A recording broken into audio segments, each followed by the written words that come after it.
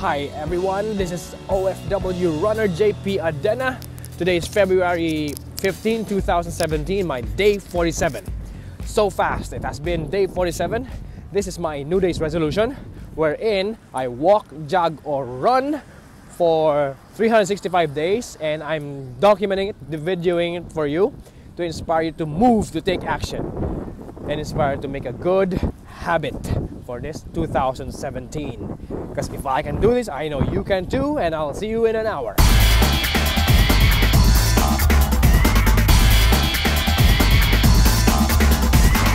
Hello, that's 1 hour of walking, and welcome back.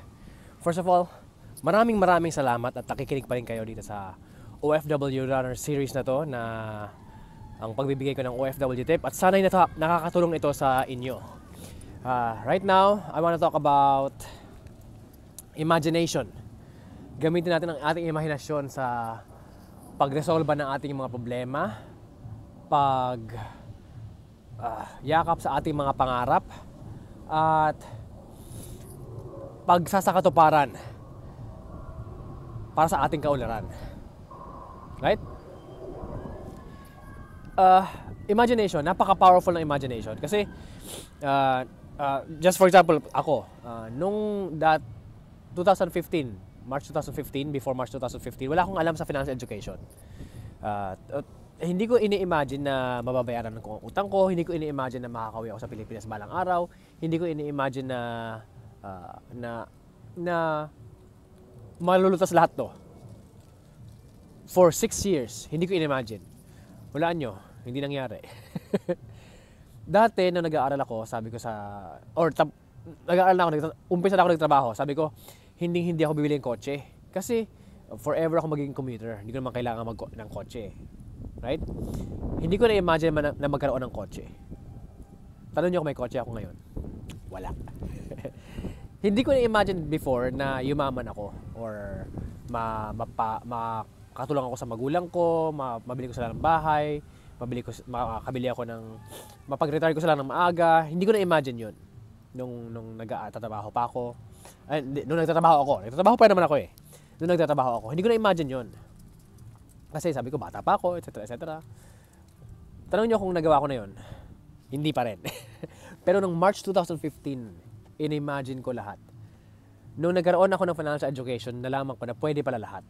Hindi dahil sa pera, kundi dahil tinuruan ako ng financial education na magdasal. Tinuruan niya ako na mag-imagine. Tinuruan niya ako na magplano. Tinuruan niya akong isulat ang mga pangarap ko. Tinuruan niyang i-simplify ang pangarap na yun at durugin para maging mga plano na kayang-kaya mong gawin. Napakasimple na. Sobrang simple na kayang-kaya mong gawin. At yun nga, doon nga nag-ugat ang itong OFW Runner series na to, na napakasimple lang maglakad, napakasimpleng tumakbo, napakasimple. Pero ang laki ng kagandahang maidudulot sa iyo nito sa pagiging OFW. Imaginein mo, lagi ko sinasabi sa asawa ko to eh. Pag nagbabakasyon kami sa Pilipinas, tapos nakasakay kami ng jeep, tapos traffic, tapos mausok, kasama ko ang anak ko nasa jeep, tuwang-tuwa sa jeep. Sabi sa kanya, ang traffic, no? Sabi ko sa asawa ko, ang traffic, no, ang init, ang may pollution, tapos hindi mo alam kung ano yung future mo dito, no?